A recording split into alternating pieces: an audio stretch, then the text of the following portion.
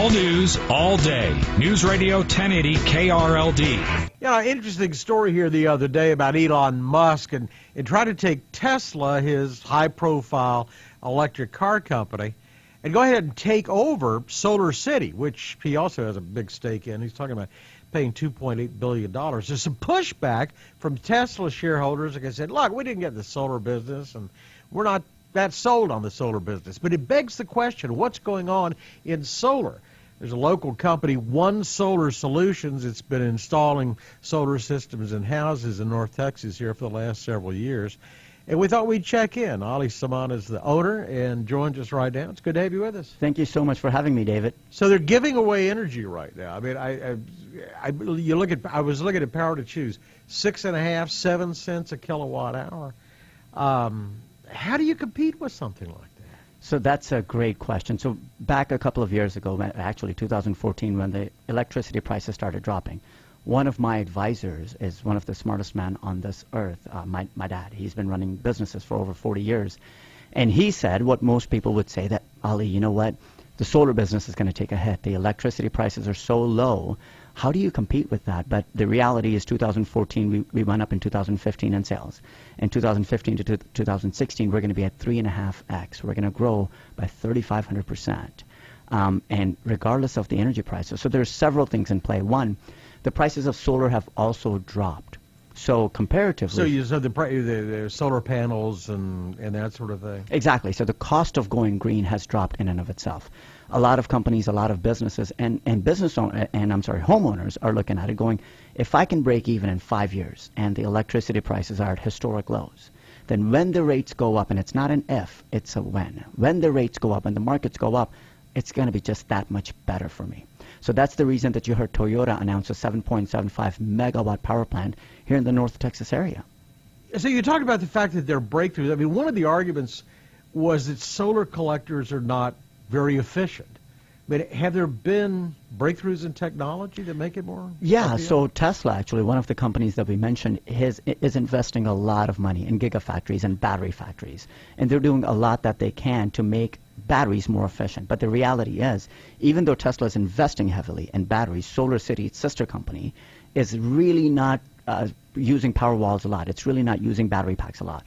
So far, up to date, Tesla's only sold a few hundred power walls, and a power wall is $3,500, so it's not a big sale at all. That's one of the reasons why Tesla might want to acquire Solar City, because at that point, they can just integrate the whole thing.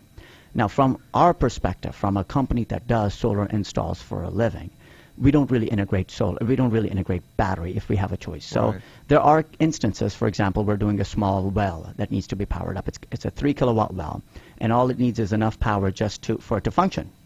Then we're going to integrate battery because there's no meter on that well. But generally speaking, for a home, look, our grid is up 99.5% of the time. So it's really not worth the additional expense for that 0.5% that we're actually down. Right? So that's really what it does, is it doesn't really make dollars and cents at this point, which is why battery technology hasn't really taken off. But does Musk sort of bring further credibility to what you're trying to do? Has it actually helped sales? Yes, absolutely. So anytime there's solar's in the news, anytime it's covered, it raises awareness. So there's two real challenges to solar in the market today. Number one has been the cost, which has been coming down, and number two is the education. Because if I were to knock on 10 doors today and just talk to people and go, what do you think solar costs? And, do you think that we could put it on your house? Probably the answer is going to be extremely overpriced for question number one, that it's going to cost 2x or 3x. And number two, if I ask most people that live in an HOA, can I put it on your house? They're probably going to say no. Oh, because it's ugly.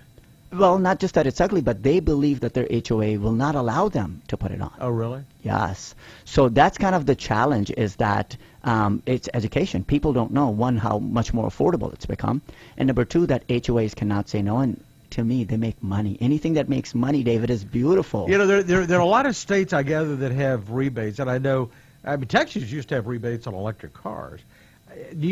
Are there incentives to go solar now? Yes, there are. Are they still around? Yes, there are. So one, you have the 30% tax credit, which was extended for 5 years.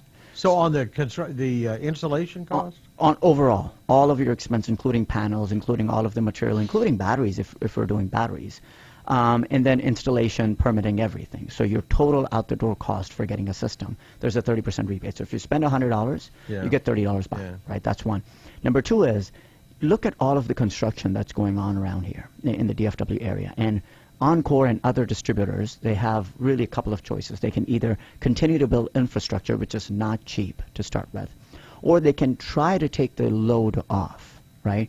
So Encore has rebates as well. Last year it was at $10,000. The year before that it was $11,500. This year it was at $8,500 for residential. Similar numbers for commercial. But whether you're residential or you're commercial, if you're going renewable, Encore was giving away rebates as well. So there's really a lot of incentive for going green, for going solar. But you're a competitor. You're a competitor to Encore, aren't you? No, we're not, because Encore is not selling power. They're in the business of distributing power, right? So their main focus is to manage the grid. And if the grid gets overwhelmed, they've just got to put up more infrastructure, right? They've got to upgrade the transformers. They've got to upgrade the lines. They don't want to have to spend that money. What they'd rather do is take a portion of it and give it to you as a rebate for going green. And now you're taking the load off. Another creative example that I have is CoServe, which a lot of your listeners might be in the CoServe area. Right. If you get a Nest thermostat, for example, and you allow them to control it, I believe, and I'm just going off memory, let's say between 3 to 6 p.m., so they get to set the temperature, right, then they'll give you a $100 bill credit per Nest, right? And they're doing that because 3 to 6 is their peak time. Yeah, that's the price. That's a fact. So is there a way to... There are a lot of variables, but is there a way to equate what I pay getting my electricity through the sun versus what I pay, from an electric company? Absolutely. So we were just talking about 6-cent power, 7-cent power. If you look at how much power that's generated over the warranted life of a solar system, and then you divide that up by the cost, it comes out to less than 2 cents for our clients. Right? So over 25 years, which is how long the panels are warranted to produce, all of the production, if you take that into account and divide that by the cost, you're going to pay less than 2 cents. So it's the most affordable way of buying power, even when the prices are low. Yeah, as long as I last 25 years. That's a good idea. Well, it's fascinating to see that this is still around. And can I, one last thing, so can I generate all of the electricity that I need for my house? Theoretically, yes, if you want to, right? So theoretically, yes, if you want to. The real challenge is, do you really want to? So what we do is we take a look at somebody's production. Well, I'm sorry. No, I mean, and that might be, we have customers that their answer is yes. And but I gotta have more panels. So you got to have more panels to start with. Well, it depends on your production, right? So right now, today, we have somebody that's getting only 20 panels, which is half the system size, and they're going to produce 103% of their consumption. So yes, and they wanted to go 100% off grid, but their consumption is very little, right? So if your consumption is a lot, then you need a lot more panels. The challenge is what we look at as a company, what makes us different is, does it make dollars and cents? Does it make numbers sense? And what is your ROI? When are you going to break even? What is the additional cost? So a lot of times we'll go up to the maximum that Encore will give you back and then drop off right there.